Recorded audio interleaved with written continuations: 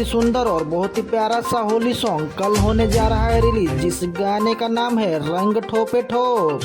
दोस्तों इससे पहले भोजपुरी के पावर स्टार पवन सिंह का सॉन्ग अशोक के दलाल का रिलीज होने वाला था, पर दोस्तों उस गाने को पेंडिंग में रख इस सॉन्ग को रिलीज किया जा रहा है, जो कि दोस्तों सुनने में बहुत ही ज्यादा जबरदस्त है। क्योंकि दोस्तों इस सॉन्ग का टीजर वेब म्यूजिक पर कल शाम को ही रिलीज हो चुका है और दोस्तों फुल सॉन्ग कल आपको इसी चैनल पर देखने को मिल जाएगा।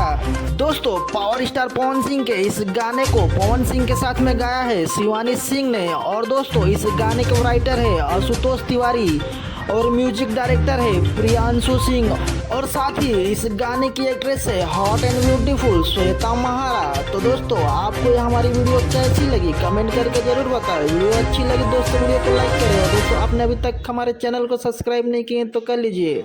तो चलिए दोस्तों मिलते हैं अगली वीडियो में, तब तक के लिए बाय।